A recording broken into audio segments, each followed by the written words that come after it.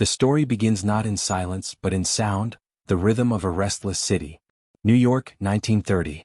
Neon lights flicker over wet pavements, jazz horns spill out from smoke-filled speakeasies, and somewhere in the alleys between Wall Street and Mulberry Street, the heartbeat of organized crime begins to rise.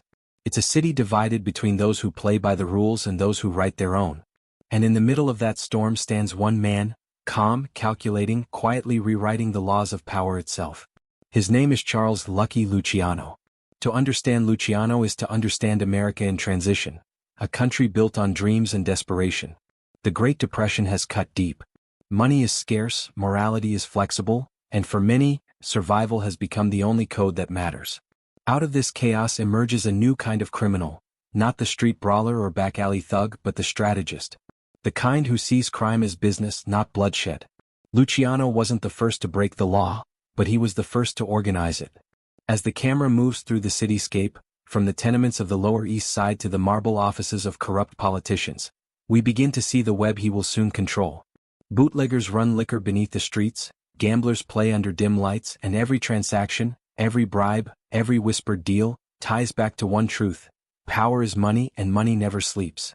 Luciano's story isn't one of simple greed or violence.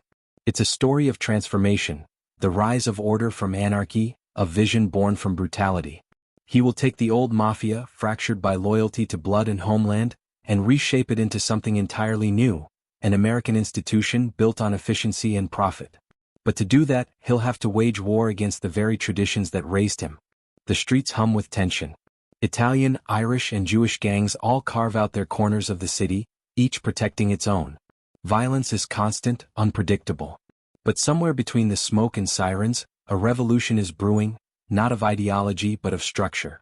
Luciano's genius lies not in his ability to kill, but in his ability to control those who do. He sees opportunity where others see chaos. While the old bosses cling to honor and codes of the old world, Luciano looks forward, to a new order of crime where negotiation replaces blood feuds and profit replaces pride. And yet, beneath the cool surface of strategy, lies something deeper: the psychology of a man who refuses to be a victim. As a boy, he was beaten, mocked, told he'd never rise above the dirt of the Lower East Side. Every scar becomes a lesson, every betrayal a calculation. The world doesn't give him chances, he takes them. In this opening act, we meet the duality that defines him: part visionary, part villain. To the police he's a ghost, the man behind every deal but never in the room. To his partners he's a leader who keeps chaos in check. And to his enemies, he's the storm they never see coming. As the camera pans over the glittering skyline, the narrator's voice lingers with quiet gravity. This is not just the story of a criminal. It's the story of how one man turned crime into a corporation, and in doing so, changed the DNA of power itself. The year is 1930. The city is ready for a new king. The old world is dying. And Lucky Luciano is about to build something in its place. An empire born in the shadows, run like a business and ruled by fear, loyalty, and vision. The war for New York is about to begin. Before Luciano's rise, New York's underworld was a labyrinth of chaos. A world without structure, ruled by fear, blood, and superstition. The mafia that existed before him was not the sleek, businesslike empire we imagine today. It was a fragmented landscape of warring clans, each led by old-world bosses who clung to the codes of Sicily like sacred scripture. These men, many of them hardened by years of violence and mistrust, believed in loyalty to the family above all else. But in America, those traditions began to clash with a new kind of ambition: the hunger for modern power. In the early 1920s, the streets of New York were divided along ethnic lines. The Irish controlled politics, the Jews dominated bootlegging and financial schemes, and the Italians, recent immigrants often poor and uneducated, were still fighting to carve out their own territory. The Italian underworld itself was split between two distinct worlds: the Sicilian Mafia, deeply rooted in ritual and hierarchy, and the Neapolitan Camorra, more impulsive and street-savvy. Their rivalries bled into every corner of the city, from East Harlem to Little Italy. There were no commissions, no formal councils, no unified leadership. Instead, there were dons who ruled like feudal lords, men such as Giuseppe Joe the Boss Masuria, who demanded loyalty through fear, and Salvatore Maranzano, who cloaked his ambition in the guise of Roman nobility. Their soldiers fought not for progress but for survival. Streets turned into battlegrounds. Assassinations were common, alliances temporary, and betrayal inevitable. Each gang operated in isolation, and each victory only guaranteed more bloodshed. To the average New Yorker, these gang wars were background noise, flashes of gunfire in dark alleys, bodies discovered in parked cars, whispers that another one got hit. But to those inside the world of organized crime, the lack of unity was a death sentence. The Mafia's old world code could not withstand the speed and brutality of the new American economy. There was no order, no efficiency, and certainly no long-term vision. Every boss wanted to be king.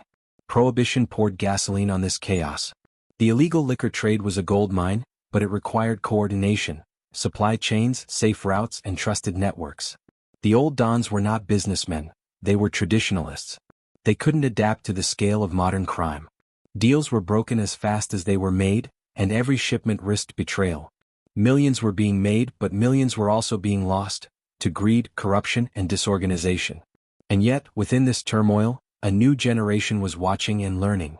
Young men like Charles Lucky Luciano, Meyer Lansky, and Benjamin Bugsy Siegel saw something the old bosses didn't. That power could be managed like an enterprise.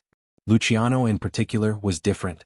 While others fought for scraps of territory, he observed how the city itself operated, how bankers, politicians, and businessmen negotiated, collaborated, and prospered. He understood something revolutionary: crime could be modernized. But before he could reshape the Mafia, he would have to survive it. The old guard saw men like Luciano as dangerous, too Americanized, too willing to work with outsiders, too eager to question tradition. To them he was a threat to centuries of Sicilian hierarchy. To Luciano they were relics standing in the way of progress. The 1920s Mafia world was a powder keg waiting to explode, an empire divided by pride, bound by fear, and blind to the changing times. Each murder brought temporary control but no peace. Each alliance collapsed under the weight of suspicion. The bosses were fighting yesterday's war, unaware that tomorrow's war, the one that would decide the future of organized crime in America, was already on its way. In this fractured world, one truth became clear: whoever could bring order to the chaos would control everything.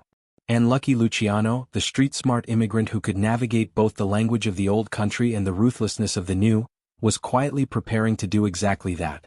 While the old dons tightened their grip on dying traditions, Luciano was already thinking like a businessman in a city that worshipped ambition. He understood the underworld's greatest weakness, its refusal to evolve, and he would use that weakness to tear it apart. The streets of New York were ready for revolution. The old world was about to crumble, and in its ashes, a new kind of empire would rise. He was born Salvatore Lucania in 1897, in the small Sicilian town of Lercara, a place of dust, poverty, and superstition. Like many families of that era, the Lucanias looked across the Atlantic for salvation. In 1906, they boarded a crowded ship bound for America, carrying little more than hope and exhaustion. When young Salvatore stepped off at Ellis Island, he could barely speak a word of English. New York City, vast, loud, unforgiving, would become both his prison and his kingdom. The Lower East Side was a crucible of survival. Italians, Jews, Irish, and countless others lived shoulder to shoulder in cramped tenements where opportunity was scarce and violence was currency. Gangs ruled the alleys. Every block had its own little army of boys fighting for territory. This was not the America the immigrants had dreamed of. It was a jungle where only the clever, the fast, and the ruthless could climb. It was here that Luciano learned the first rule of power: you either control fear or you're consumed by it. As a teenager he joined street gangs, ran errands, and offered protection to smaller kids in exchange for a few nickels. It wasn't about money, not yet. It was about respect, the invisible currency that dictated who lived and who was forgotten. Luciano was intelligent, observant, and utterly pragmatic. He didn't believe in the romantic ideals of honor or destiny that many Sicilians carried from the old country. To him, the world was transactional. People could be bought, persuaded, or manipulated, and if not, they could be removed. His toughness earned him the nickname Lucky, after surviving multiple knife attacks and even a brutal beating that left scars across his face. But in truth, his luck came from something more than survival. It came from foresight. He knew when to fight, when to bow, and when to disappear. In his teenage years he met two figures who would change his life: Meyer Lansky and Benjamin Bugsy Siegel. They weren't Italian. One was a Jewish hustler, the other a violent enforcer, but Luciano didn't care. Where the old Mafia bosses saw ethnic lines, Luciano saw efficiency. Lansky had a mathematical mind, a gift for numbers and logistics. Siegel had fearlessness. Together they represented something new, a multicultural alliance built on profit rather than blood. This friendship would become the foundation of a criminal revolution. By his early 20s, Luciano had already made a name for himself running liquor, gambling and small-time rackets. He dressed sharply, spoke smoothly, and understood how to navigate both the streets and the salons of power. He could talk business with gangsters and politicians alike, a dual fluency that few possessed. But beneath his polished demeanor was a calculating mind, always testing, always learning. Luciano's early years in crime also exposed him to the Mafia's flaws. Working under Joe Masuria, the self-proclaimed boss of bosses, he saw how pride and paranoia crippled the organization. Masuria ruled through intimidation, distrusted outsiders, and demanded tribute from everyone beneath him. To Luciano, this system was medieval, built on fear instead of structure. He wanted something cleaner, something that worked like a corporation. His time in the underworld also taught him another brutal truth. Loyalty was never absolute. Luciano watched friends turn on friends for money or survival. Betrayal wasn't an exception, it was part of the system. That understanding hardened him. He began to view loyalty not as a moral value, but as a form of currency. One that could be bought, tested, and, when necessary, destroyed. By the mid-1920s, Luciano was already moving beyond the role of a soldier. He was becoming an architect. Prohibition had turned liquor into gold, and he was learning to manage distribution networks, negotiate prices and coordinate with suppliers. He wasn't content to be another street-level gangster. He wanted to control the flow of money itself. At the same time, he learned to navigate the city's corrupt institutions. Police captains, judges and politicians, all had their price. Luciano understood that true power didn't come from violence. It came from influence. It came from knowing whose pockets to line, whose secrets to keep and when to pull the right strings. But behind the sharp suits and controlled charm, there was still the memory of that boy from Lurker Afridi, the one who had stared at the ocean and promised himself that no one would ever make him feel small again. Every deal, every alliance, every calculated risk was an act of defiance against the world that once pushed him into the dirt. By the time he reached his 30s, Lucky Luciano was no longer just another name in the underworld, he was its future. He had survived poverty, gang wars and betrayal. He had built alliances across ethnic and criminal lines. And now he was ready to take what the old bosses refused to give him: control. What began as a boy's struggle for respect was transforming into something much larger, the blueprint for a new empire. Luciano wasn't just surviving anymore. He was preparing to rule. The 1920s were America's wild experiment, a time when morality was outlawed and money flowed in the shadows. Prohibition had turned the nation into one giant speakeasy. On the surface, it was the age of jazz, flappers and smoky cabarets. But beneath the glitter, there was a silent revolution, one run by men like Lucky Luciano, who saw the 18th Amendment not as a moral crusade, but as the greatest business opportunity in American history. When the government banned alcohol, it created a vacuum that only criminals could fill. Overnight, a new kind of economy was born, one driven by bootleggers, rum runners and backroom dealers. The demand was endless, the profit unimaginable. For Luciano, this wasn't about rebellion, it was about organization. Where others saw chaos, he saw infrastructure. He began to study the mechanics of smuggling, how liquor moved from Canada, how distilleries operated under false fronts, how politicians could be paid to look the other way. Luciano built his network like a businessman building a corporation. He partnered with Jewish and Irish bootleggers, using each group's strengths to cover every link in the supply chain. Meyer Lansky handled logistics, ensuring shipments arrived on time and without interference.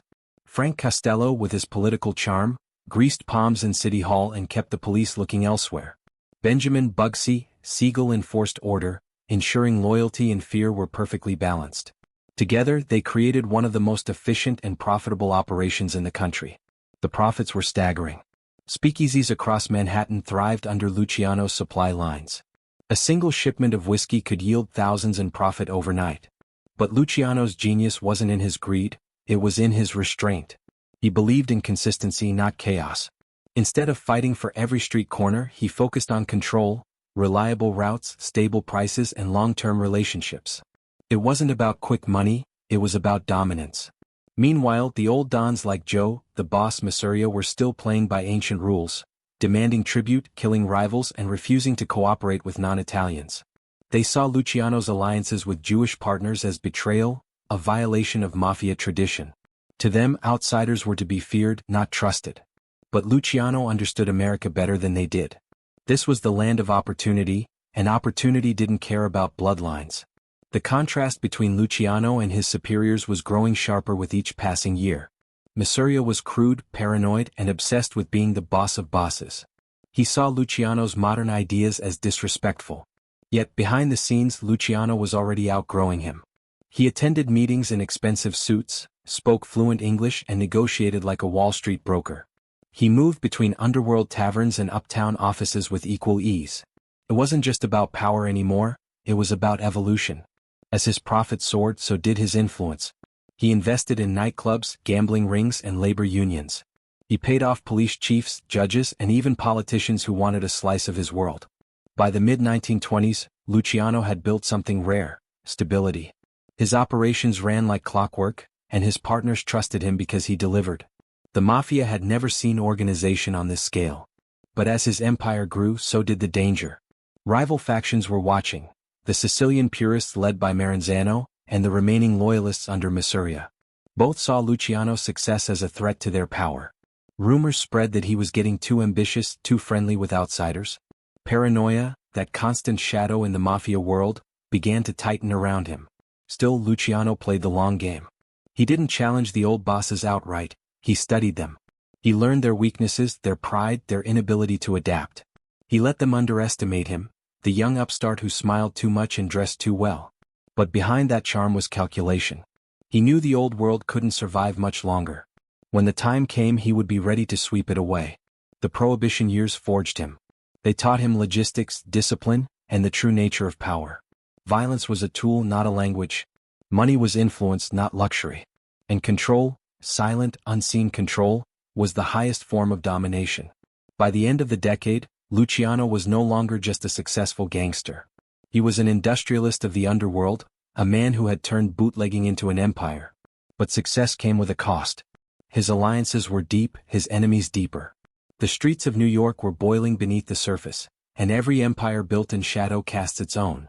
The time for business was ending. The time for war was coming. What had begun as a golden age of profit would soon explode into blood, a conflict that would decide not just who ruled New York, but what the Mafia itself would become. And at the center of it all stood Lucky Luciano, ready to wage the war that would make him a legend. The peace that Luciano built during Prohibition could not last forever. Beneath the surface of profit and partnership, the old world was crumbling, and its kings refused to let go without a fight. The Mafia's golden river of money was feeding a deeper river of resentment. The old dons, bound by Sicilian pride and paranoia, despised the changes sweeping through their empire. They saw in Luciano's alliances with Jews and Irishmen not strategy, but betrayal.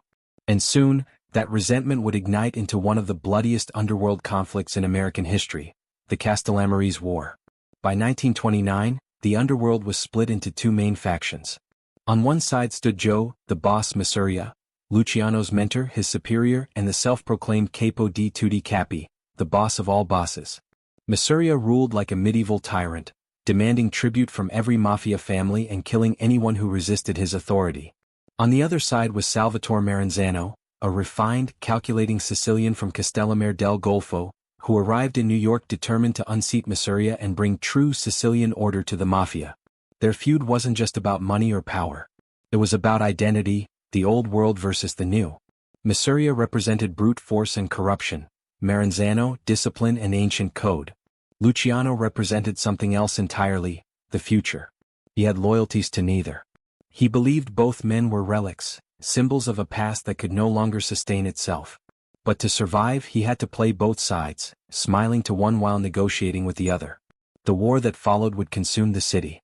For nearly 2 years, New York became a battleground of drive-by shootings, double crosses, and quiet assassinations. Gunmen were gunned down in diners, cars exploded in daylight, and fear ruled the streets of Little Italy. Civilians whispered the names Masuria and Maranzano, with the same dread as if speaking of gods at war. Dozens of soldiers died, but the real battle wasn't fought with bullets, it was fought with strategy. Luciano moved through this chaos like a chess player. Outwardly, he remained loyal to Masuria, attending his meetings, offering advice and maintaining appearances. But privately, he was growing tired of his boss's arrogance and short-sightedness. Masuria refused to modernize, refused to trust non-Italians and refused to share power. To Luciano, this stubbornness was suicide. He began secret talks with Maranzano, presenting himself as a man of reason, a bridge between the two worlds. In these meetings, a plan began to take shape, a plan that would end the war and clear the path for a new kind of mafia. Luciano promised to deliver Mafia in exchange for peace and his own freedom to build a new order. It was treachery of the highest kind, and the most calculated move of his life. On April 15, 1931, the trap was set. Luciano invited his boss to lunch at Nuova Villa Tomorrow, a quiet restaurant in Coney Island. They played cards, drank wine, and laughed, the illusion of loyalty hanging in the air. Then Luciano excused himself to the restroom. Moments later, gunmen stormed in and shot Mafia dead. When Luciano returned, the room was silent, the cards still scattered on the table, and his old world, the one ruled by fear and tradition, was over. But his work wasn't done. Maranzano, now claiming victory, declared himself the new Capo di Tutti Capi. He reorganized the Mafia into families and introduced military-like structure, giving himself supreme authority. At first, Luciano played along, appearing loyal. But it didn't take long for him to realize that Maranzano was no different from Mafia, just more polished. He too ruled with pride and paranoia. He demanded total obedience, distrusted modern thinking, and began ordering hits on anyone he considered a threat, including Luciano. Luciano saw what was coming. Before Maranzano could strike, he acted. In September 1931, Luciano's men, disguised as government agents, entered Maranzano's office under the pretense of a raid. Within seconds they pulled their guns and stabbed him to death. The last of the old dons was gone. The age of kings and bosses had ended. That day marked the true birth of Lucky Luciano's empire, an empire built not on bloodlines but on balance. He abolished the title of boss of bosses, declaring that no single man should rule the Mafia. Instead, he established the Commission, a council representing all the major families, where disputes could be settled through discussion rather than war. It was revolutionary. For the first time, the Mafia functioned like a board of directors, not a band of murderers. But the victory came with a shadow. Luciano's calm, businesslike order had been paid for in blood, friends betrayed, allies sacrificed, loyalties broken. His revolution was both visionary and merciless. In ending the chaos of the old world, he had proven himself the master of manipulation, the man who could kill a king with a handshake. The Castellammarese War was over, but its echoes would haunt every corner of organized crime for decades. The Mafia was now a machine, efficient, structured, and immensely profitable. And Lucky Luciano stood at its center, not as a warlord but as an architect. For the first time, New York was under one order. But peace in the underworld is never permanent. Beneath every empire lies ambition waiting to rise, and even as Luciano brought unity to chaos, he was already planting the seeds of his next transformation, turning crime itself into a modern institution. With the blood of the old world barely dry, Lucky Luciano began building something that had never existed before: a criminal government, a corporate empire of organized vice. In the aftermath of the Castellammarese War, the Mafia was exhausted, fractured, and uncertain of its future. Luciano saw the opportunity with the precision of a businessman. If the Mafia could kill for power, it could also organize for profit. What it needed wasn't another dictator, it needed structure. For decades, the Mafia had operated on blind loyalty, superstition, and fragmented rule. Luciano wanted logic.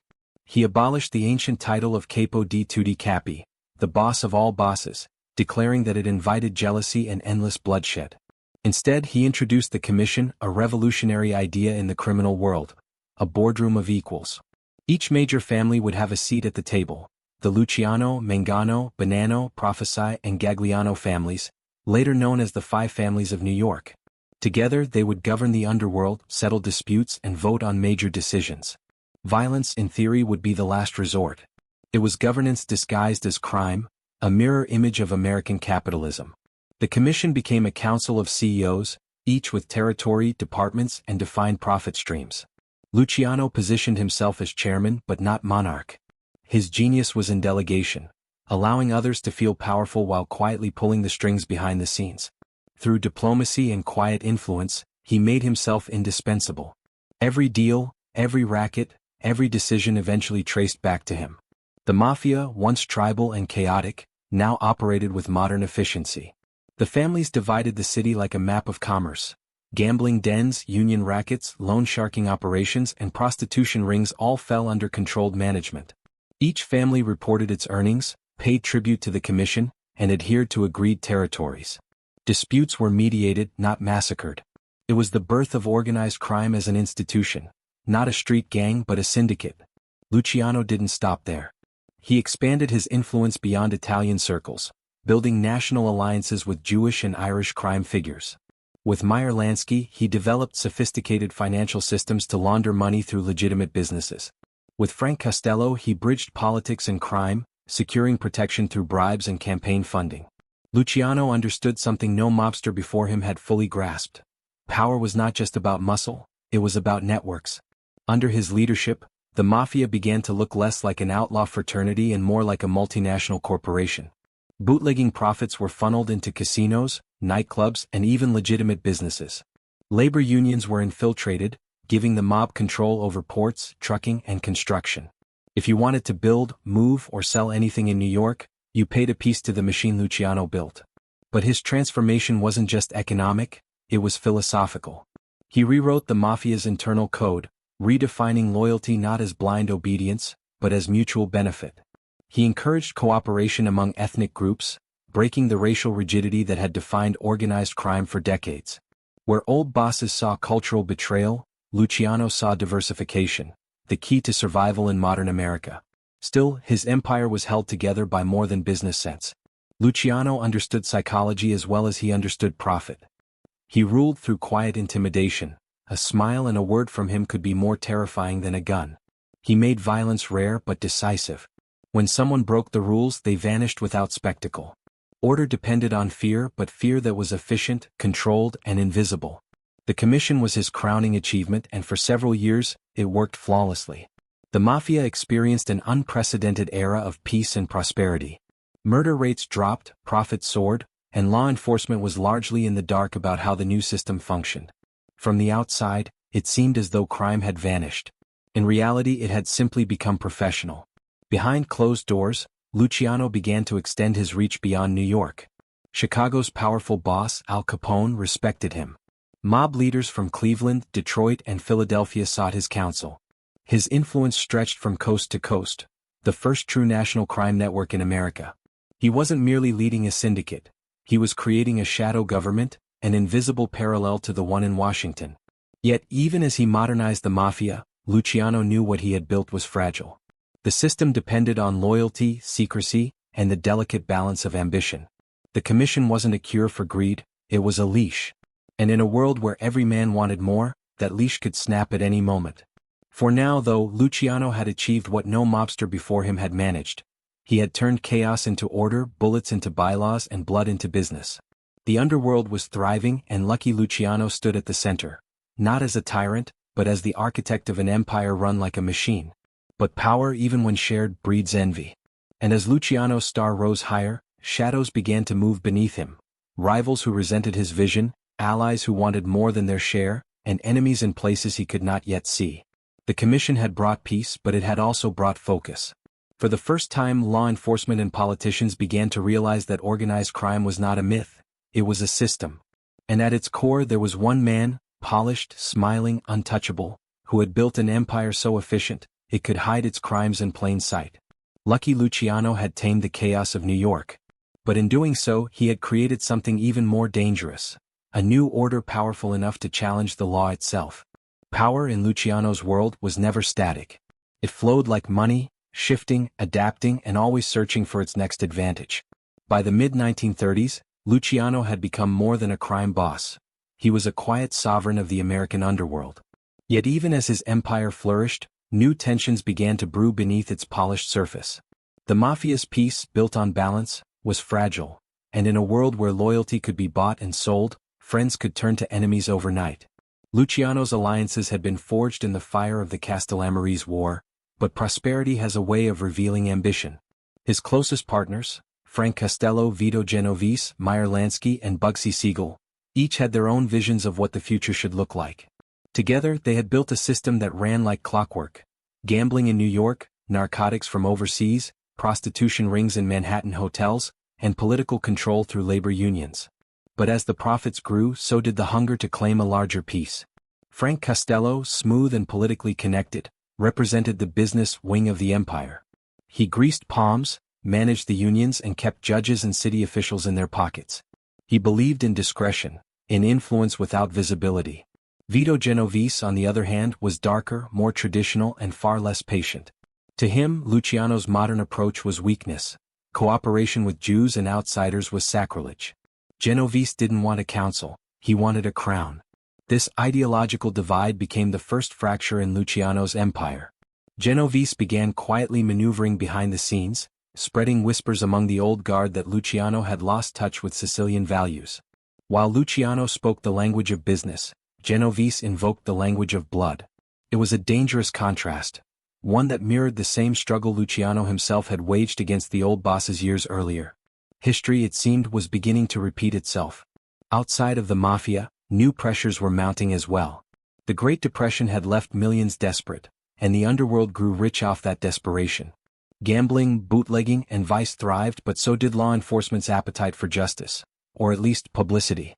District Attorney Thomas E. Dewey, a young and ambitious prosecutor, began turning his attention toward the shadowy empire behind New York's crime wave. He didn't yet know who sat at the top, but he knew someone was pulling the strings. Dewey's rise coincided with the peak of Luciano's influence. He had connections everywhere, from City Hall to Hollywood. In Manhattan's glittering nightlife, his name was whispered like a rumor, never spoken too loudly. He moved through elite circles with disarming charm, dining with politicians, investors, and entertainers who all pretended not to know what he truly was. But behind the velvet and champagne, the machinery of crime kept turning. One of Luciano's most profitable yet perilous ventures was prostitution. While gambling and liquor could be hidden behind legitimate fronts, prostitution was harder to disguise. It lived in the streets, visible and vulnerable. Luciano's network controlled hundreds of brothels across the city, each paying tribute to his lieutenants. It was a fortune, but it was also exposure. And exposure meant weakness. The enemies circling him began to sense that weakness. Rival gangs, like Dutch Schultz's crew, wanted control of Harlem's lucrative rackets. Schultz, volatile and reckless, publicly threatened to assassinate Dewey, a move that horrified Luciano and his allies. They knew that killing a prosecutor would bring the full weight of the law down on the underworld. In one of the most decisive acts of his career, Luciano and the commission voted to eliminate Schultz themselves, proving once again that Luciano ruled with strategy, not impulse. The execution of Dutch Schultz sent a message. The Mafia was not just a gang. It was a government of crime capable of policing its own. But it also drew attention. Dewey now knew there was a hidden structure behind New York's criminal world. Something larger, more disciplined, more dangerous.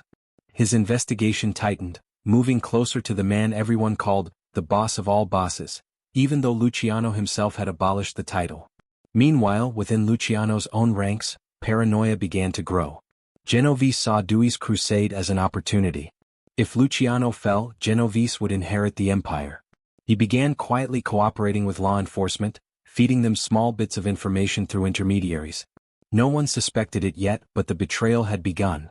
Luciano, though brilliant, was not invincible. He was living in two worlds, the refined businessman of the day, the untouchable mobster by night. The duality that had once been his strength was becoming his greatest liability. The more he succeeded, the more visible he became. His power no longer existed entirely in the shadows. It shimmered too brightly in the nightclubs, in the political deals, in the whispers of journalists hungry for scandal. The alliances he had built to make himself untouchable were now turning into threads that could be pulled apart. Each partner, each associate, each politician represented a possible leak, a potential witness, a future defector. Luciano could control fear but not ambition, not in a world where every man he'd raised wanted to become him.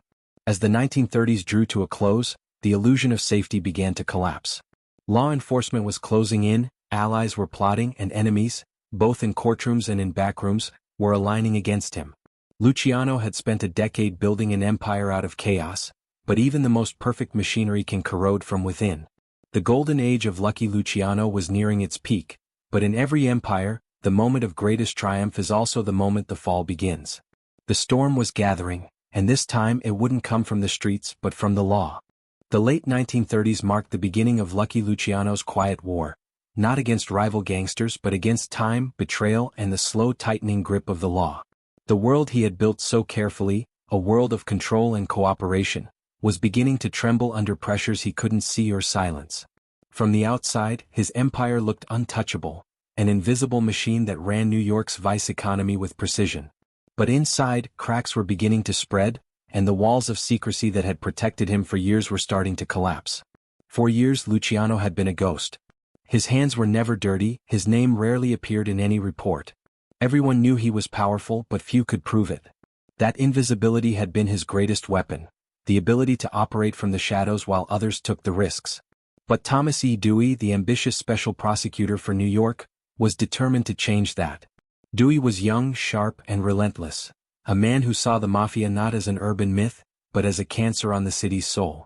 Dewey's investigation began where Luciano was most vulnerable, the prostitution rackets. Unlike gambling or bootlegging, prostitution relied on human witnesses, people who could talk. Brothels were raided, madams were interrogated, and slowly, Dewey began to piece together a web of connections. He didn't have Luciano's name yet, but he had a pattern. Money flowing upward through intermediaries, all leading to an unseen hand.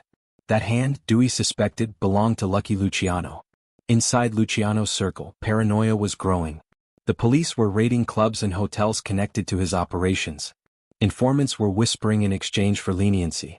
And while Luciano's lieutenants swore their loyalty, he knew better than anyone how fragile loyalty could be.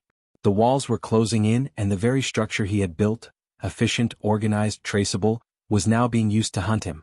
Vito Genovese, his longtime ally turned rival, watched the pressure mount with quiet satisfaction.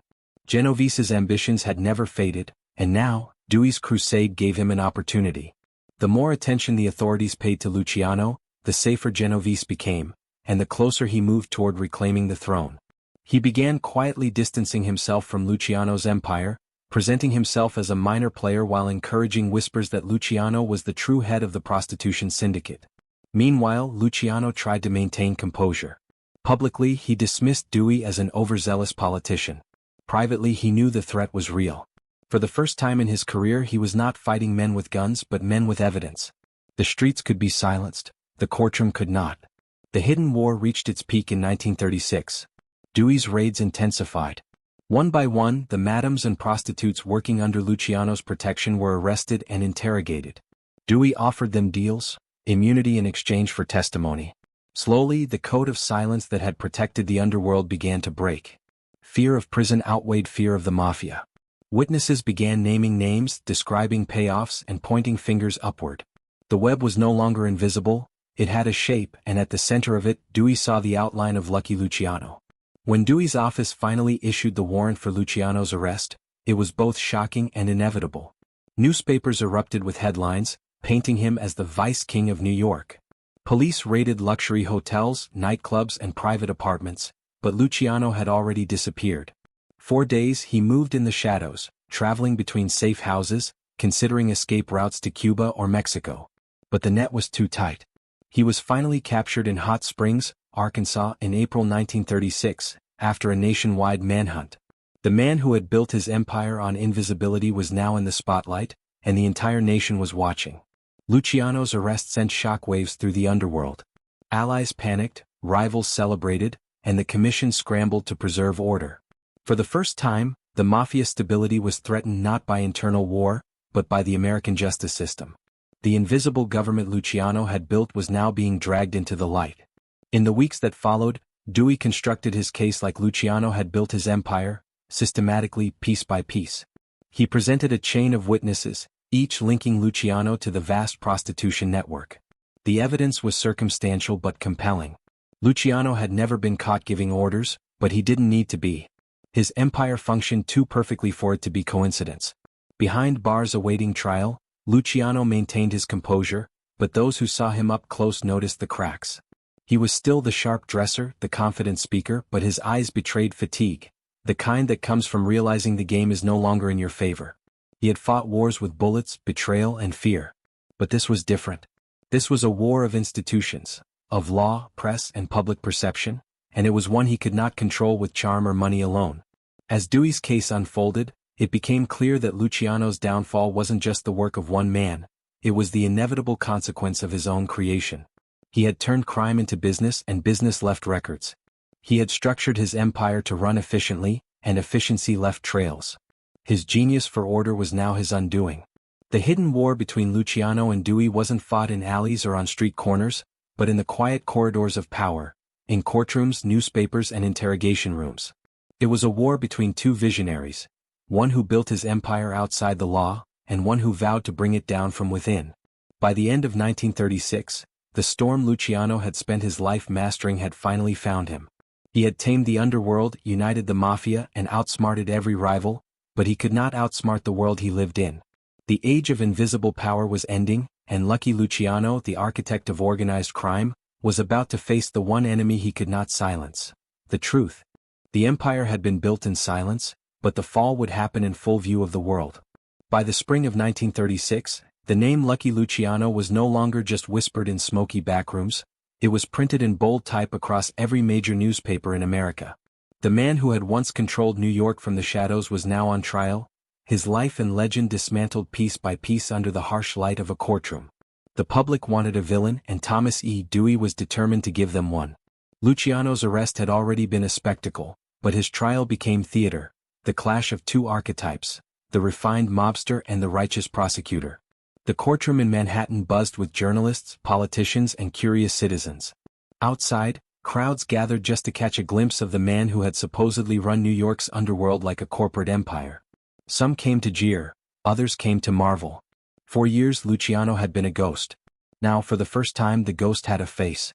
Dewey's strategy was psychological as much as legal. He didn't just want to convict Luciano, he wanted to destroy the myth. He portrayed him not as a businessman or a visionary, but as a predator, a man who profited off the exploitation of women. This narrative was powerful in a decade already scarred by the Great Depression and moral decay. To the press, Luciano was no longer the modern entrepreneur of crime, he was the devil wearing silk. Luciano's defense team, led by attorney Moses Polikoff, countered that the charges were a fabrication built on unreliable witnesses, prostitutes and madams desperate for immunity. There was no paper trail, no direct evidence tying Luciano to the prostitution rackets. Everything they argued was hearsay. And in truth, Luciano had always kept his hands clean. His genius had been delegation, a hierarchy so well designed that orders never needed to be spoken aloud. But Dewey's brilliance lay in understanding perception. He paraded witness after witness through the courtroom, each one painting a picture of a vast, organized network, all of it pointing directly or indirectly toward Luciano. The prosecution's star witness, a woman named Cokie Flo Brown, became the face of the case. Her testimony was dramatic, emotional, and vivid. She described how money from hundreds of brothels flowed up through Luciano's lieutenants, ultimately reaching Charlie Lucky himself. The defense fought to discredit her, and others like her, calling them opportunists and liars. But Dewey didn't need perfection, he needed pattern. He understood that the cumulative weight of testimony could be more powerful than a single piece of evidence. Bit by bit, he built a moral narrative that resonated with the jury. Luciano wasn't just a criminal, he was the architect of corruption, the man who had turned sin into industry. Inside the courtroom, Luciano remained stoic. Dressed in tailored suits, he sat calmly, occasionally flashing his famous half-smile. To many observers, it was a performance, a man refusing to show weakness, even as his empire crumbled. But those who knew him best sensed the tension behind the mask. For the first time, Luciano wasn't in control. The rules of this world, the world of law and public opinion, belonged to someone else. The press adored Dewey. Each day, newspapers hailed him as a hero, the man brave enough to take down America's most powerful mobster. Headlines turned the trial into an epic. Vice King faces justice. Luciano's web of sin unraveled. It was as much propaganda as it was prosecution, but it worked. The jury wasn't just deciding guilt, they were deciding history. Behind the scenes, Luciano's allies scrambled to intervene. Frank Costello worked his political connections, trying to apply pressure through quiet favors. Meyer Lansky considered options for witness intimidation or bribery but quickly realized it was impossible. Dewey had made the trial too public, too protected. The eyes of the nation were on them. There was no place to hide. Luciano, once untouchable, now faced the full machinery of the state. When he took the stand in his own defense, he did so with charm and confidence, denying every accusation. "I never ran any prostitution," he told the jury. "I never made a dime from it." His voice was calm, steady, rehearsed. But the damage was already done. The prosecution didn't need his confession. They had built an image, and that image was enough. After weeks of testimony and cross-examinations, the jury deliberated. They were ordinary citizens, clerks, shopkeepers, mothers, fathers, now tasked with judging a man who had lived beyond their world. When they returned, their verdict was clear and devastating. Guilty on 62 counts of compulsory prostitution. The courtroom fell silent. Luciano, the man who had built an empire on control, had finally lost it. The sentence was severe, 30 to 50 years in prison, effectively, a life sentence. The moment the judge read it, a chapter in American organized crime closed. The crowd erupted, some in applause, others in disbelief. Outside, cameras flashed. Dewey walked away a national hero, his name now synonymous with justice. Luciano was led away in handcuffs, his polished shoes clinking against the cold floor, a sound that echoed like the final toll of his reign. In prison, away from his empire, Luciano's mind churned. He replayed every decision, every betrayal, every missed signal. How had it come to this? He had outsmarted rivals, built systems to survive generations, and turned chaos into order. But in the end, it wasn't the bullets or betrayals that destroyed him, it was visibility. The more perfect his machine became, the easier it was to trace. The organization had grown too structured, too big to stay invisible. Yet even as the walls closed in, Luciano wasn't finished. The law had taken his freedom but not his mind. He had built the Mafia once from nothing, he knew it could be done again. As he was transported to Clinton Correctional Facility, he told a guard quietly, "They can lock me up, but they can't lock up the idea." The fall of Lucky Luciano was not just the fall of a man, it was the fall of an era. But even in defeat, his shadow lingered. The commission still operated, his protégés still ruled, and the system he built continued to thrive without him. The empire had lost its architect, but not its foundation. For Dewey, the case was a triumph. For Luciano, it was a transformation. Behind bars, the man who had once ruled New York would begin to rethink everything, not through violence but through strategy. The battlefield was changing again, and Lucky Luciano, even in chains, was preparing for the next war. The trial had ended, but the echoes of its verdict reverberated through every corner of New York, from the marble halls of justice to the smoke-filled bars of Little Italy. The myth of Lucky Luciano had been stripped bare, replaced by the image of a fallen king. Yet, in a strange way, the conviction didn't destroy him, it immortalized him. The newspapers called it the trial of the century, but to those who truly understood the underworld, it was something deeper, a turning point in the psychology of power. For Thomas E. Dewey, the courtroom victory was a coronation. Overnight, he became a national hero, the fearless prosecutor who brought down the man no one else could touch. Politicians praised him, the press idolized him, and his name became synonymous with justice and reform. But for Lucky Luciano, sitting in his cell in the Tombs prison awaiting transfer to a state penitentiary, it was a moment of quiet reckoning. He had built an empire through invisibility, and now his every move was watched. The headlines that once whispered his name now shouted it. Lucky Luciano sentenced to 30 to 50 years, screamed the New York Times. Vice King toppled by Dewey's cleanup drive, trumpeted the tabloids. For the public, it was a morality tale, proof that crime, no matter how sophisticated, would eventually pay its price. But Luciano didn't see himself as defeated. In private moments he saw the irony clearly. The same America that condemned him for running its vices was the same one that had consumed them eagerly. Politicians who had once dined with him now denied knowing him. Judges who had accepted favors now stood in moral judgment. To Luciano, the trial wasn't about justice, it was about politics. Dewey had needed a victory, and Lucky had become the symbol. Inside the courtroom, Dewey's brilliance had been in transforming abstract crime into human drama. The trial had less to do with evidence and more to do with narrative. The parade of witnesses, prostitutes, madams, pimps, each painted a piece of a sordid mosaic. They described a system that seemed too vast, too organized, to exist without a master. Dewey tied it all together with charisma and moral fervor, turning the jury's imagination into his greatest weapon. When Luciano heard the sentence, 30 to 50 years, he didn't flinch.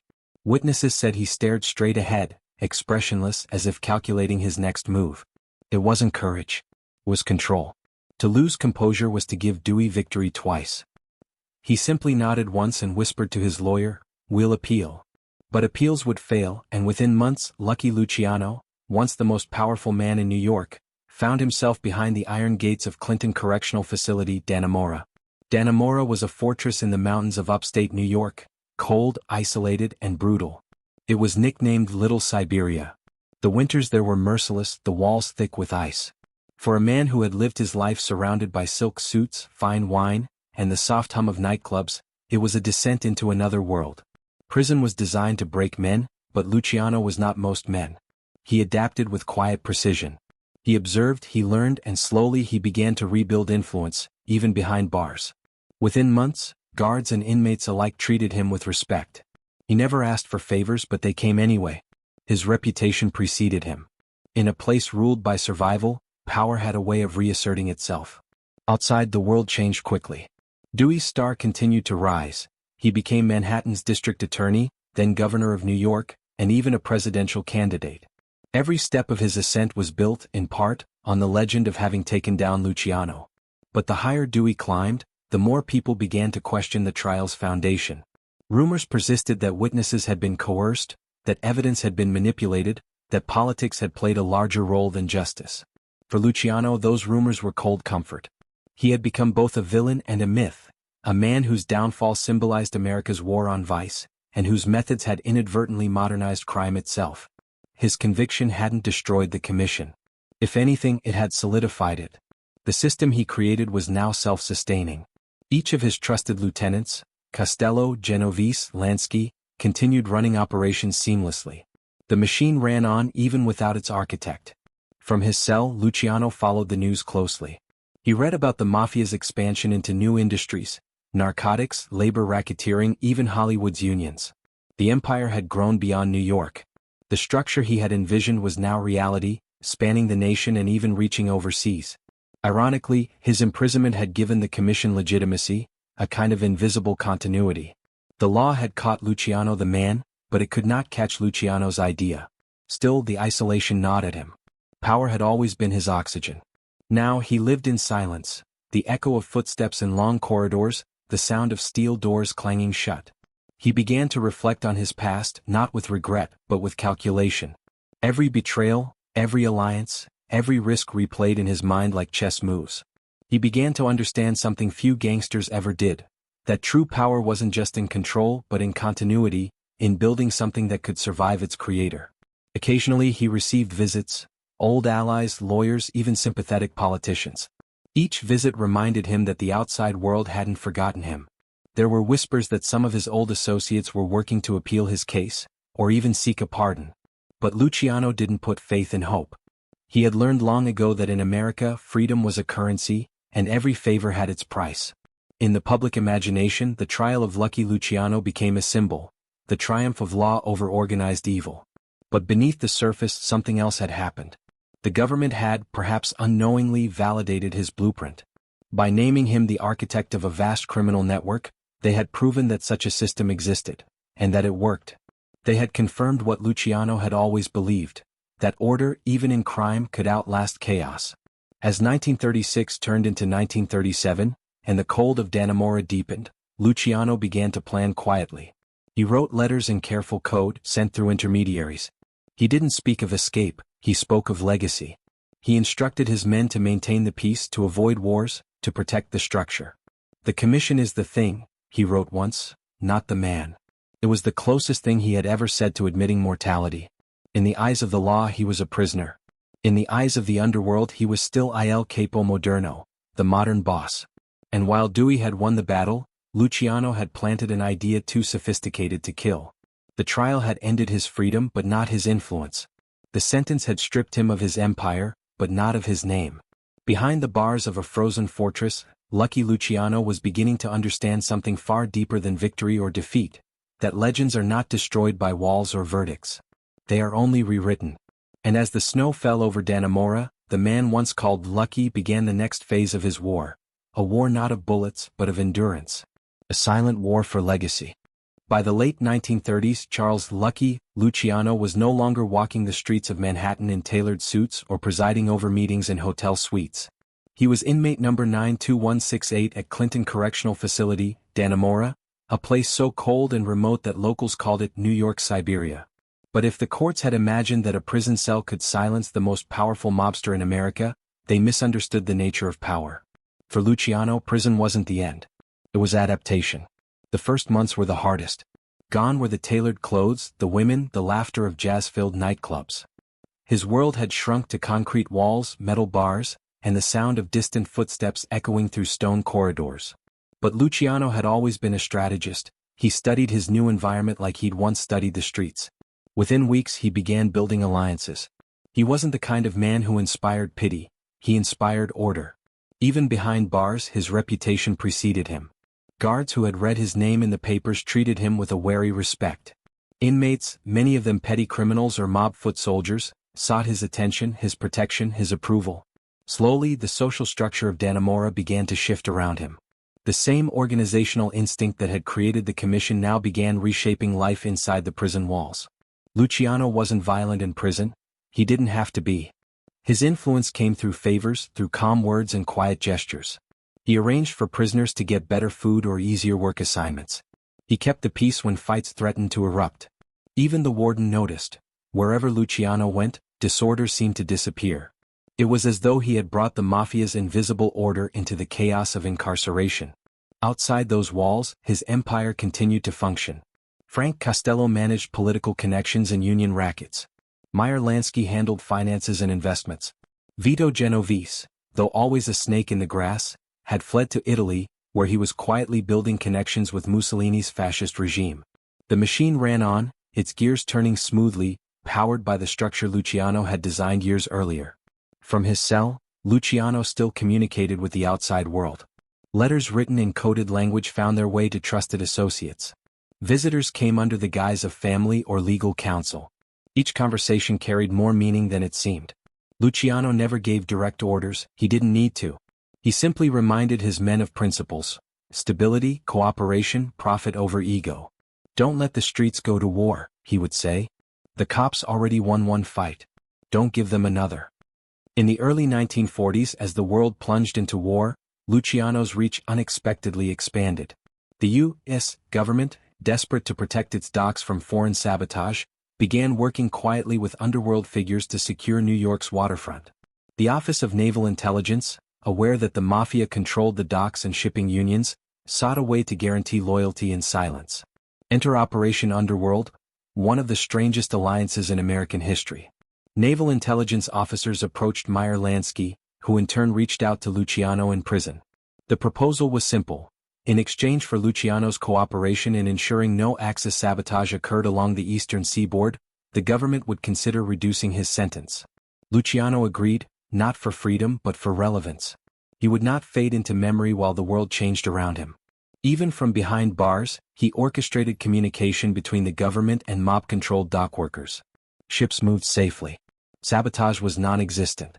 The operation remained secret for decades, but those involved knew.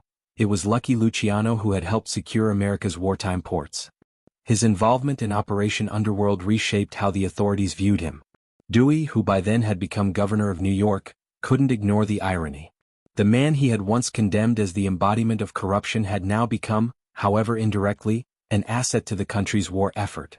For Luciano it was the ultimate power play, redemption not through apology but through utility. He had turned his sentence into leverage. Inside Dannemora, guards noticed subtle changes. Luciano received more visitors, better treatment and quiet privileges. His cell was cleaner, his food better, his isolation less severe. He remained polite, composed and watchful. He spent hours reading histories, law books, psychology, studying the systems that govern power in legitimate society. To some he was a relic. To others he was a living reminder that even caged lions never forget how to lead. But prison also changed him in quieter ways. Years of confinement stripped away the illusion of invincibility. He began to reflect on the cost of ambition, not in regret but in perspective. He once told a guard, "You build a kingdom and one day you realize the walls were always there even before the cell." It was a rare glimpse into the mind of a man who had spent his life building cages for others, only to end up in one himself. Still, Luciano remained careful not to appear broken. He was aging, yes, but not fading. His eyes, sharp and calculating, still held the same spark. When other inmates spoke of freedom, he spoke of structure. "Freedom's not about walls," he said once. "It's about control. You keep that, you're never locked up." By the time World War II ended, Lucky Luciano had spent nearly a decade behind bars. Yet, paradoxically, his legend had only grown. He was no longer just a gangster, He was a myth, a name whispered in two worlds: the underworld that still operated in his image and the government that had quietly used his reach to secure its own interests. The newspapers called him forgotten. But inside those walls, Lucky Luciano had learned to do what he'd always done best: adapt, endure, and wait. And soon that patience would pay off. In 1946, a new governor, Thomas E. Dewey, the very man who had once condemned him, would make a decision that shocked the country. Luciano's sentence would be commuted. The man who had been buried by the law would walk free once more. But the America he would return to was not the same, and neither was he. The world outside had changed, the Mafia had evolved, and Lucky Luciano, the architect of order, was about to confront the empire he had built, now thriving without him and no longer needing a king. On February 10, 1946, after nearly a decade behind bars, Charles Lucky Luciano walked out of Great Meadow Prison a free man, or so it seemed. His freedom came not as vindication but as a transaction. In recognition of his cooperation during Operation Underworld, Governor Thomas E. Dewey had commuted his sentence. But there was a condition attached, one that cut deeper than any prison sentence. Luciano was to be deported to his birthplace, Italy. For a man who had built his empire in New York, the order felt like exile. America had made him, defined him, and condemned him. Now it was rejecting him outright. On a cold February morning, Luciano boarded the SS Laura Keene and sailed away from the city he had once ruled. As the skyline faded behind him, he stood on deck, silent, watching the Empire State Building vanish into the mist. It wasn't just a city he was leaving, it was his kingdom. When he arrived in Naples, Italy greeted him with suspicion and fascination. To the Americans he was a criminal mastermind. To the Italians he was an enigma, a man both revered and feared, a legend from the land of opportunity now sent back to the land of poverty. Reporters swarmed the docks. Some called him a hero of the underworld, others called him a disgrace. But Luciano knew what he was: a man without a country. At first he tried to keep a low profile. He lived quietly in a small apartment overlooking the Bay of Naples, dressed impeccably even in solitude, and spent hours pacing balconies that looked out on a world that no longer belonged to him. Yet even in exile he couldn't escape who he was. The Mafia was in his blood, his instinct. And soon, emissaries from Sicily, Naples, and even New York began to visit. They sought his advice, his blessing, his name, the brand that still carried power across oceans. Italy in the post-war years was chaos, a breeding ground for black markets, political corruption, and organized crime. The Sicilian Mafia, battered during Mussolini's fascist purges, was rebuilding itself. They looked to Luciano as a living symbol of what the Mafia could be: disciplined, structured, efficient. The man who had once modernized American crime was now being asked to do the same for the old world. Luciano, however, understood the danger. Italy's police and the American intelligence community still watched him closely. Every movement, every phone call, every visitor was recorded. He couldn't afford open involvement. Instead, he became a consultant, a quiet figure in the shadows, shaping the evolution of organized crime through conversation and counsel. In Sicily, his influence helped reconnect old-world clans with the new American families, paving the way for a transatlantic alliance that would define global organized crime for decades. By the late 1940s, rumors began to circulate that Luciano had found a new opportunity, one that would combine the sophistication of his old empire with the allure of a new frontier, Cuba. In 1947, through connections with his old allies, notably Meyer Lansky and Frank Costello, Luciano traveled to Havana under the radar, using forged documents and friendly contacts in the Italian government. For a few months, Havana became his playground, and his potential redemption. The island was alive with jazz, gambling, and political corruption. American mobsters were investing heavily in casinos, and Luciano saw a chance to reinsert himself into the criminal economy that had moved on without him. In December 1946, Lansky hosted the infamous Havana Conference, a historic meeting of the American Mafia's most powerful figures. Every major boss attended, from New York, Chicago, Cleveland, and even Los Angeles. And at the head of the table sat Lucky Luciano. It was a symbolic moment, the return of the king. He spoke of unity, of modernization, of expanding operations globally. The world was changing, he told them. The narcotics trade, the casinos, the unions, they all had to evolve with it. He warned against greed and disunity. The commission keeps peace, he reminded them. Without it, we go back to blood. But his resurrection was short-lived. American authorities soon discovered his presence in Cuba and pressured the Cuban government to expel him. Within months, Luciano was escorted back to Italy once again, this time for good. His dream of reclaiming the throne had ended where it began, in exile. In Naples he lived quietly but luxuriously. He invested in small businesses, maintained contact with friends in America, and hosted visitors who sought his blessing. Yet he was no longer the powerful Don he had once been. Time had moved on. Frank Costello controlled the political rackets. Vito Genovese, now back in the States, was building his own ruthless dynasty. Luciano had become a ghost, respected but no longer feared. Still his name carried weight. When the Italian police questioned local gangsters, they often invoked him as a reason for restraint. Don Luciano wouldn't approve, they'd say. Even in absence he enforced order, the invisible law of his own creation. As the 1950s progressed, Luciano's health began to decline. Decades of stress, prison life and restless exile took their toll. He lived mostly alone, surrounded by a small circle of loyal friends. But even in his final years his mind remained sharp. He often spoke of America with both bitterness and affection. "They made me and broke me," he once told a journalist. "I gave them order and they gave me exile." Fair enough. Luciano found small comforts in routine: morning walks along the coast, espresso at the same cafe, long evenings replaying his past. Sometimes he'd stand by his window overlooking the water, smoking, watching the ships pass by. To anyone who saw him, he was just an aging gentleman in a fine suit. But inside that quiet figure lived the man who had once ruled New York. His final chapter came unexpectedly. On January 26, 1962, Lucky Luciano collapsed of a heart attack at the Naples airport. He had been meeting with a film producer interested in making a movie about his life, a film that might have turned his legend into immortality. In a way, fate was poetic. Even in death, Luciano was negotiating his own myth. He was 64 years old.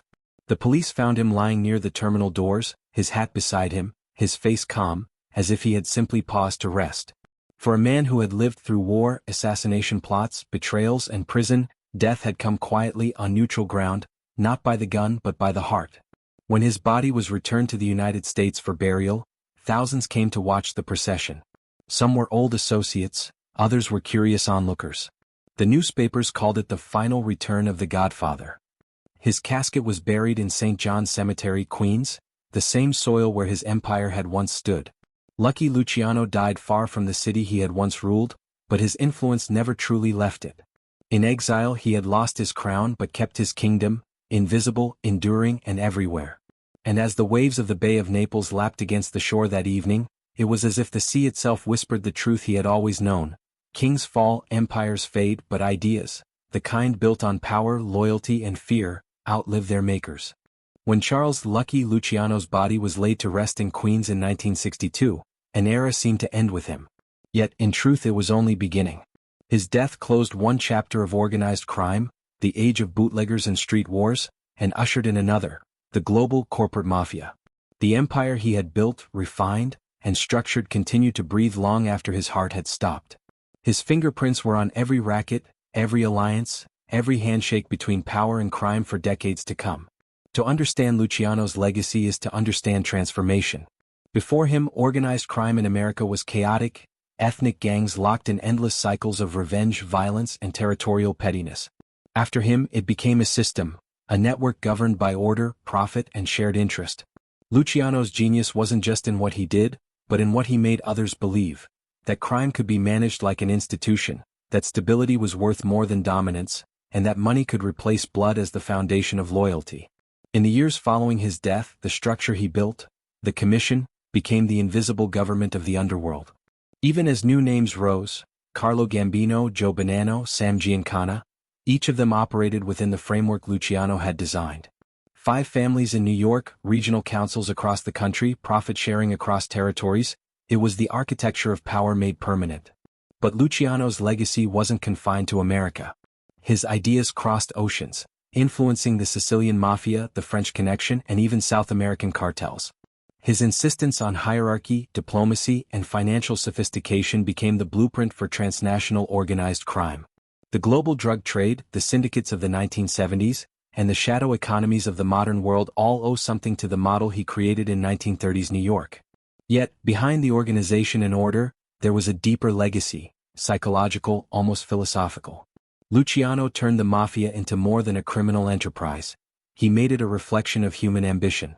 His system was built on paradox: loyalty enforced by fear, morality within immorality, discipline within chaos. To understand Luciano is to glimpse the dark mirror of capitalism itself, the pursuit of order in the name of greed. In many ways, Lucky Luciano was America's underworld answer to its legitimate industrialists, a Rockefeller of racketeering, a Carnegie of corruption. He saw what others didn't, that systems outlast men. He once said, "You can't run anything by killing people. You run it by making them need you." That insight, part pragmatism, part manipulation, explains why his empire survived even when he did not. Hollywood couldn't resist the mythology. Movies, novels, and television shows drew from his life, directly or indirectly. The Godfather owed its structure to his commission. Goodfellas traced its code of loyalty and betrayal back to his world. Even modern depictions of organized power, from corporate dramas to political thrillers, borrow from his shadow. Luciano became the archetype of the intelligent criminal, the man who commands not through fear alone, but through understanding. But beneath the mythology lies a man shaped as much by survival as by vision. Luciano's brilliance was born from hardship: the immigrant struggle, the hunger of the streets, the humiliation of poverty. He built control because he had grown up with none. He trusted no one because trust had nearly killed him. His pragmatism was his shield, his charm, his weapon. Psychologists have often debated what drove men like him: greed, ego, or necessity. In Luciano's case, it was all three. He didn't crave violence, he craved permanence. In a world where the powerful could erase you overnight, he wanted to build something that couldn't be erased. Ironically, he succeeded. The criminal order he designed still influences how modern syndicates operate, from the cartels of Mexico to the financial crimes of Wall Street. The idea that power thrives in structure, not chaos, is his most enduring lesson. And yet, his personal life ended in solitude. No wife, no children, no legacy in the traditional sense. His family was the system he built, and his descendants were the men who kept it alive. For all his wealth and influence, he died as he had lived, a man between two worlds, never fully belonging to either. In America, he is remembered with conflicted fascination. To some, he was the embodiment of corruption, the man who turned vice into empire. To others, he was a symbol of intelligence and innovation, a criminal visionary who understood systems better than the men who governed them. Law enforcement officials still study his methods. Historians still debate his morality. But perhaps Luciano himself would have smiled at the contradiction. He always believed that power wasn't about being loved or feared, it was about being remembered. And in that, he succeeded completely. Modern organized crime, sleek, corporate, global, reflects the evolution he began. The old loyalty codes have faded, replaced by business models and offshore accounts. Yet the DNA remains the same: hierarchy, silence, profit. The commission may have fractured, but its logic lives on in boardrooms as much as backrooms. There's an unsettling truth buried in Luciano's story, that his genius lay not only in crime, but in understanding human nature. He knew that people crave belonging, that greed can be disciplined, that fear can be disguised as loyalty. He weaponized psychology long before it became a corporate science. In that sense, Luciano's Mafia was less about violence than about control: emotional, financial, psychological. If history had turned differently, one could imagine him as a CEO, a statesman, perhaps even a reformer. But history is shaped by timing, and Luciano was born into an age where ambition found no clean outlet. The same qualities that could have built empires above ground instead thrived in the shadows. In the end, his greatest victory was also his greatest tragedy. He made himself indispensable to a system that could never acknowledge him. He was both the architect and the exile, the visionary and the villain. Today, his grave in St. John's Cemetery remains modest, unassuming, a quiet patch of grass in Queens, surrounded by marble names of lesser men who once served him. But for those who know the history, that ground is sacred in its own dark way. Beneath it lies the man who didn't just rule the underworld, he defined it. Lucky Luciano's legacy is not just a story about crime. It's about power, how it's built, how it's maintained, and how it always demands a price.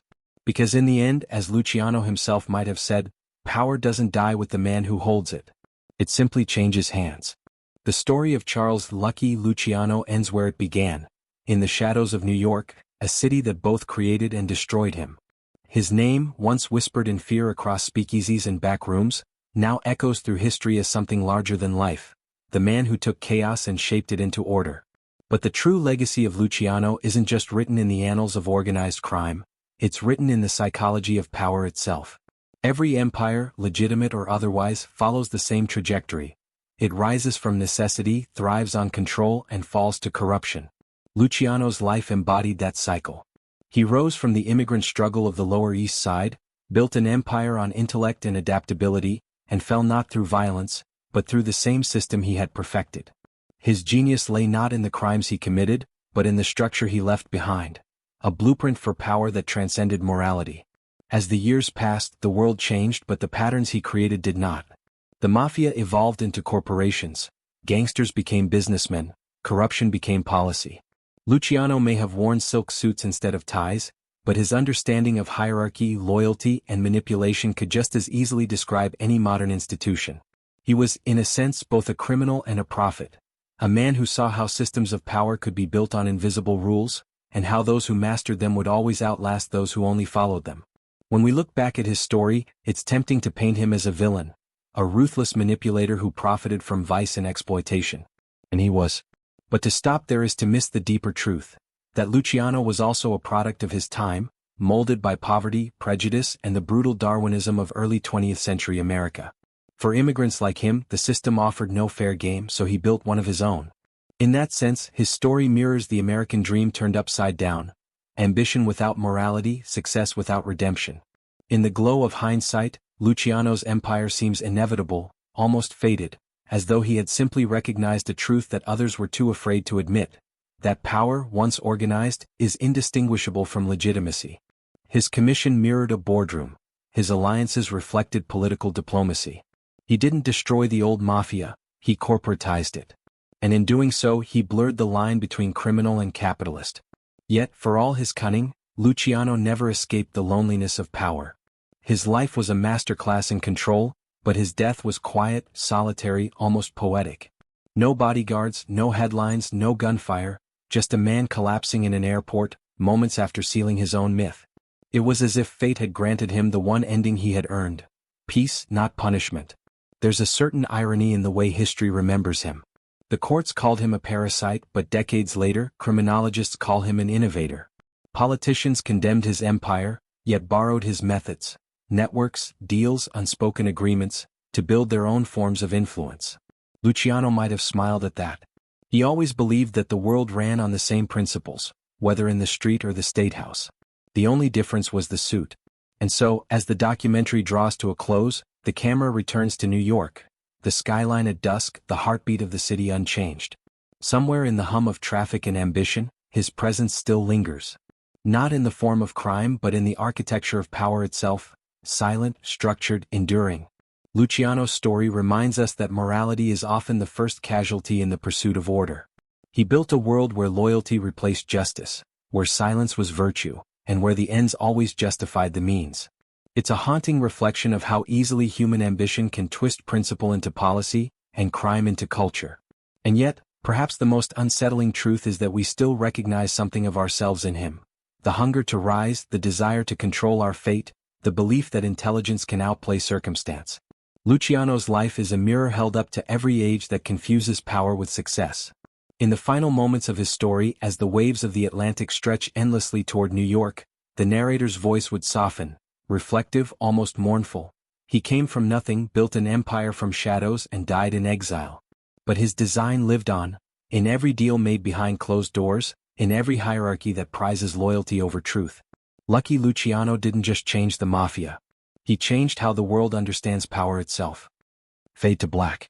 The jazz fades, the city lights blur, and the myth of Lucky Luciano lingers, not as a warning, not as a legend, but as a question that every age must answer for itself. Where does power end and corruption begin?